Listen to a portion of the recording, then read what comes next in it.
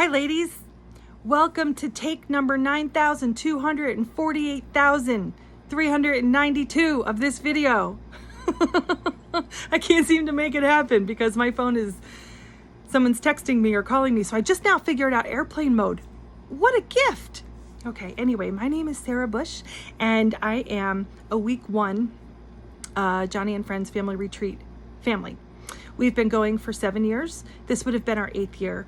And while we very much miss being there right now, we should be there right now. It's Wednesday night. We would be on the hay rides. What time is it? We would be on the hay rides. We would be full from eating all day. We would be hanging out with our friends, maybe around the campfire. I don't know. We would be doing something fun. And I really, really miss it. But we're not there. And I really believe we're not there because God has something big planned for us this week.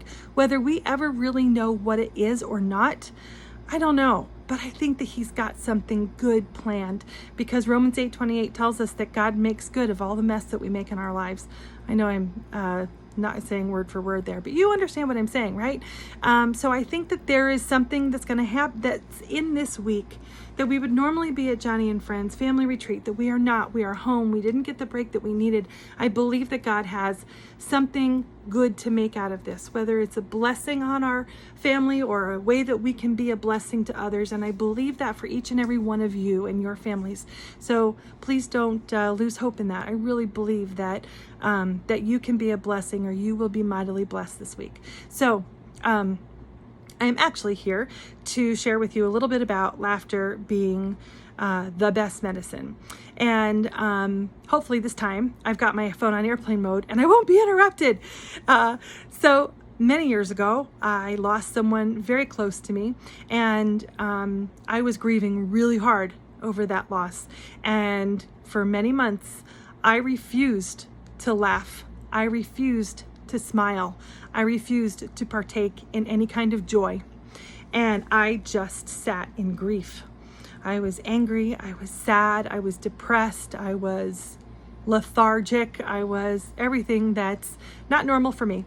And so my friends and my family started to get really nervous about me because I was not acting normal.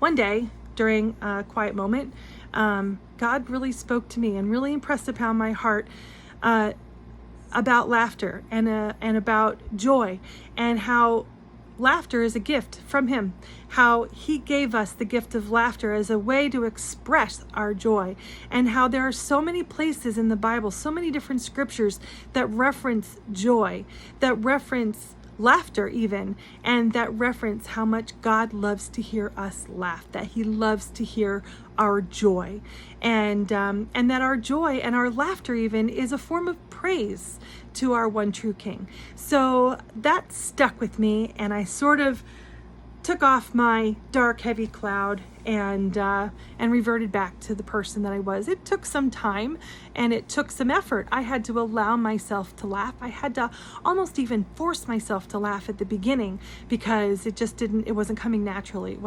Didn't feel right still. But once I, kind of fake it till you make it, once I faked it once or twice, it started to come naturally, and it turned everything around.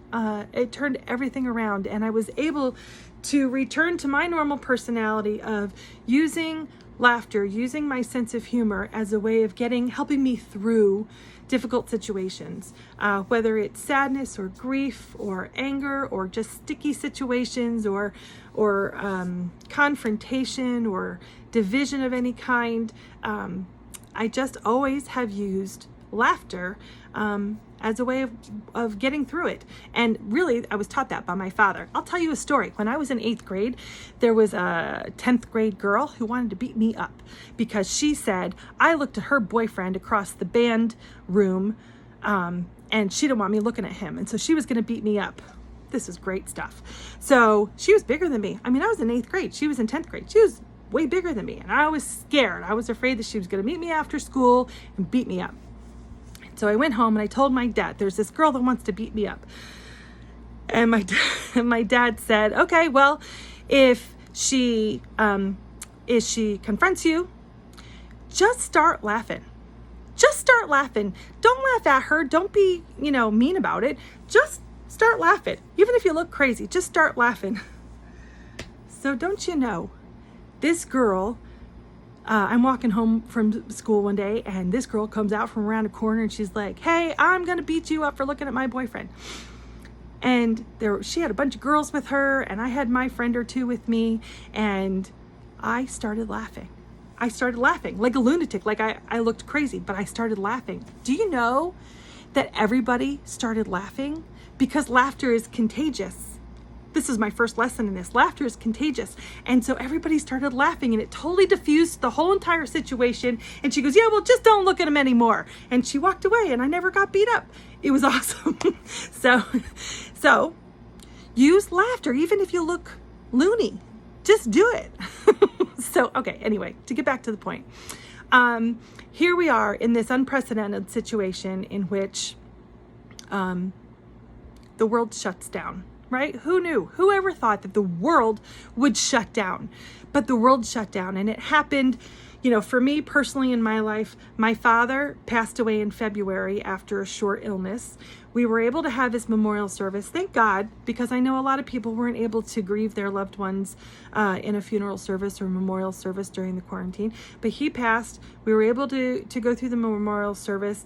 My son, who's 17, Zach, who he has the disability in our family. He's got autism and several other things. He had created this plan for his last year of his high school career. He knew what he was going to do. He knew what he was going to do after he graduated. He had a job at Spruce Lake that he was doing very well with. He had this plan, and he was very motivated, and he was in a very good place. And all of a sudden, just in the split second, everything shut down, and all of his plans fell apart. And now all of a sudden, school, he's home. Work, he's home. Church, he's home. Everything, he's home. Well, what's he do when he's home? He can't find anything to do. He's bored. The busier he is, the better. The more bored he is, look out. It's trouble, right? So now he's home. He's bored. I can't get him to do anything, and we've got trouble. So we went through a very difficult quarantine. And then at the end of it, my son's dog, who he had for 13 years, Fergus, died. And so we started the quarantine with a death. We ended the quarantine with a death. And then we had all the mess in the middle. And it was rough. It was rough. And him, having autism and having this very black and white way of thinking, which is very classic autism, for a lot of them anyway, he could not understand what in the world was going on. He couldn't figure out what was happening, why it was happening, how we were going to get through this. When was this ever going to end? How is life ever going to get back to normal? This is a disaster. This is the end of the world. I mean, he was really in a bad way. I am married to a man, Dave, who also has a sense of humor. His sense of humor is a bit under the radar versus mine. You have to listen in and be paying attention to catch him and the cracks that he makes. But we complement each other. And so we handled this quarantine much that way. We were always, infusing humor into everything that we did. We were always laughing around the dinner table. We were always finding some way to laugh, because that's what we do. That's how we diffuse situations. That's how we manage stress. And Zach couldn't figure it out. He thought that, we were crazy to be laughing. How can you laugh when life is ending? How can you laugh when everything is so bad? And so I had to share with him my story about, when I wouldn't laugh, and about how God talked to me and showed me in the Bible that this is a gift from God. This is something that he wants to hear our laughter, that it's our expression of joy, and it's a form of worship to him. And so we keep talking about that. And slowly but surely, after several prompts of saying, Zach, laugh, he's begun to laugh. And it's getting better. And he's getting better, and his mood is uplifting, and things are improving, and we're using laughter to get through it. And so that doesn't mean that it's not difficult. That doesn't mean that things aren't serious. That doesn't mean that we don't face depression and things like that. It just means that laughter has been a blessing to us and has been our one of our ways to worship our God, to show our faith to our God, that we know that we're in his hands, that all of this is in his hands, that we don't know what's happening. We don't know how this is all going to end. We don't know we don't know anything, but he does. He knows it all. He knows the beginning, the middle, and the end. And he knows how we're going to get out of this. And he knows how all of this is going to resolve. And he knows.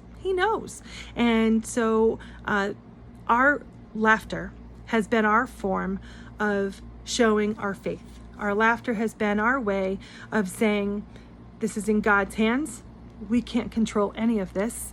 And so we're just going to continue to show joy, to share our humor. And so that's what we've been doing. And it's mostly working for us. I'm not going to say it always does, but it sometimes does. It has gotten me in trouble a couple of times, but we won't talk about that right now. Those are stories for another day. Anyway, I hope that and pray that for each of you, you can find a way to laugh today, even if you have to fake it till you make it, that you find a way to laugh, that you find a way to praise God through your expression of joy.